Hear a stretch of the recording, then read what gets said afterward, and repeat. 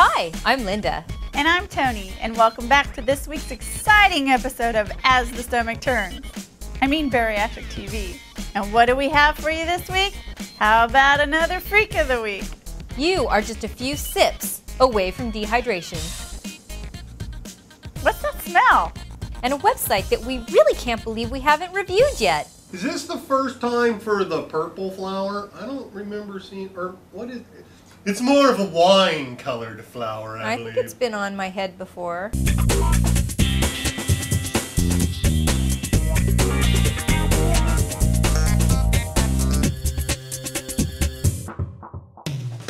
This week's Freak of the Week is Ed from Bariatric Advantage. Why? Because what would we do without our Ed and his free samples? Honestly, he's awesome. Ed says, I'm a freak in many different ways. Though I'm not altered in the way you all might think, I am a freak in my own right. I am honored to be able to help with all of your journeys by providing water, so to speak, on the sidelines as you all run your marathon.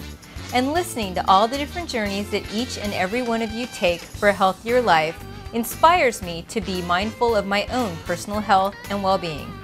Thank you all. Samples, anyone? So Ed, we've crowned you our honorary freak.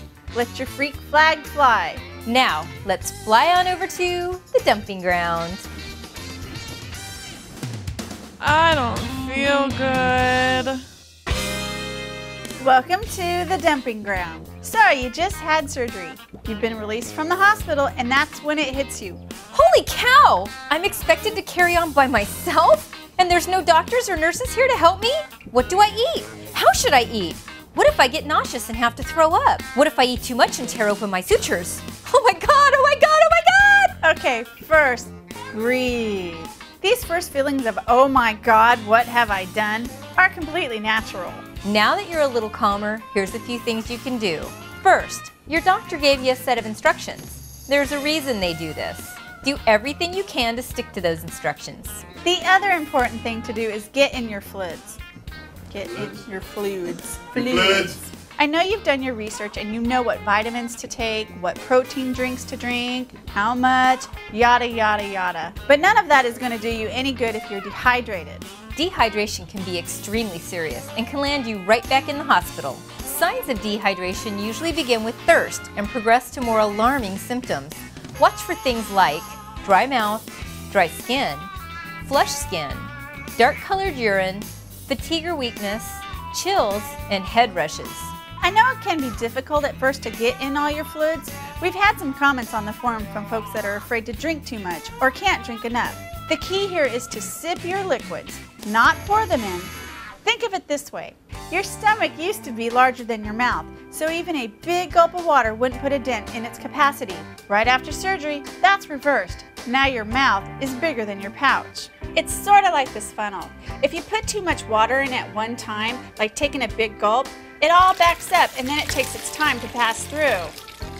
But if you just put in a little bit at a time, like you would if you were sipping, then it flows through without a hitch. Basically, you need to sip, sip, sip all day long. So here's a few tips to help you sip. Keep a water bottle with you at all times and keep sipping on it.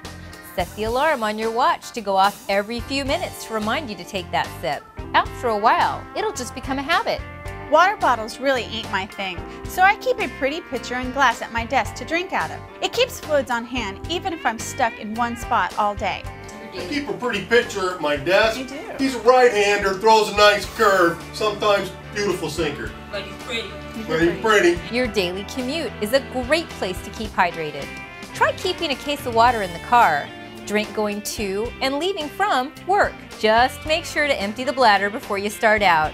If not, you could be in trouble in an extra long traffic jam. My newest favorite is my Starbucks cup, complete with straw. This thing really has increased my liquid intake. I have it with me everywhere I go. Work, meetings, at home, in bed, you name it, and I have it. And that's not your average Starbucks cup now, is it? It's double pane With a screw on top. with a screw on top. What we're trying to get across here is there's some very real dangers to dehydration. And without getting your fluids in, you're putting yourself at risk. So, put your sipper in gear and start sipping your way on over to your new altered reality. That just sucked. Yeah, it did.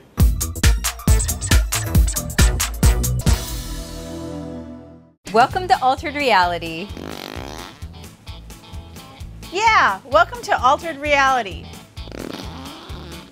Oh, come on. You got to give the face and lean the other way. This was your idea. Come on. Really? It's going to be funny, ha ha. It's fun to make her look funny. Yeah. No, it didn't work, did it? Backfired on you. Come on. Let's go. Backfired. Literally. Yeah, welcome to Altered Reality.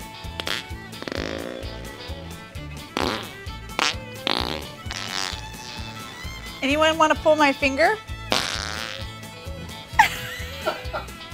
So how many of you have heard this myth? Now I hear tell all you weight loss people suffer from extreme flatulence. Okay, I'm going to be honest here. One of the reasons I didn't consider weight loss surgery for a long time was because I believed this myth. Why? Because someone around me who had surgery could drop an air biscuit that would peel the paint off the wall. Good thing for us, we did our research and discovered this is a myth. Not all weight loss surgery patients suffer from excessive flatulence. First, let's take a look at what flatulence is. Flatulence is the expulsion through the rectum Rectum damn near killed him. of a mixture of gases that are byproducts of the digestive process of mammals and other animals.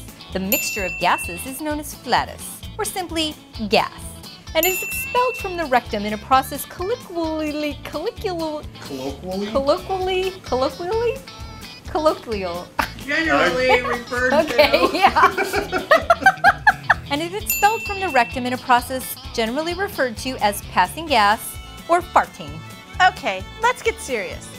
Just like non-freaks, freaks too have gas. Heck, everyone sings an ass note once in a while. But honestly, I have less gas than I did before surgery. If I look at the types of food I eat, well, it's obvious why it's decreased. Many foods high in simple carbohydrates are resistant to digestion, but are readily digestible by microorganisms that inhibit.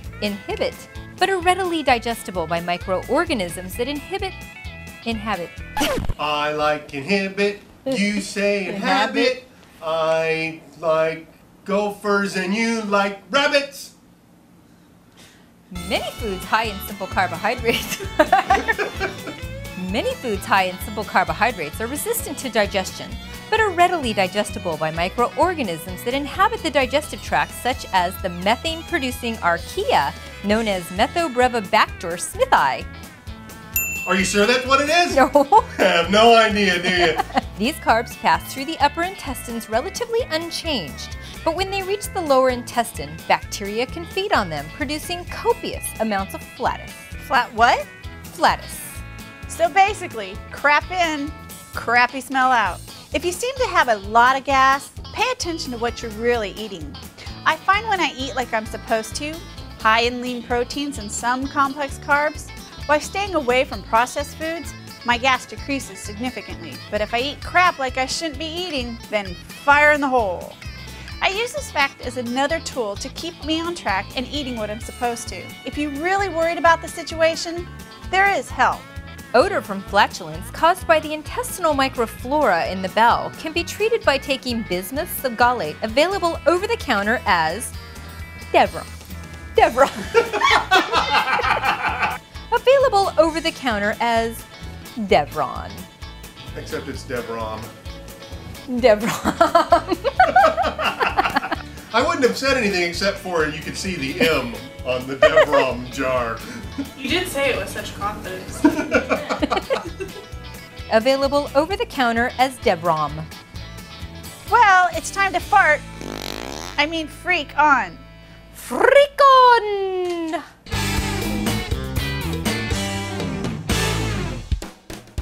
Welcome to the Freak On segment. This week we want to highlight a great website that we thought we had highlighted before, but it turns out we didn't. So stop what you're doing and point your browser over to recoveringfatty.com. The site is run by Melinda, who's been a longtime fan and friend of BTV. You know her in the forums as Mel's Return. Mel's site has tons of information, including product reviews and links. And all this comes to you through the eyes of a successful weight loss surgery patient.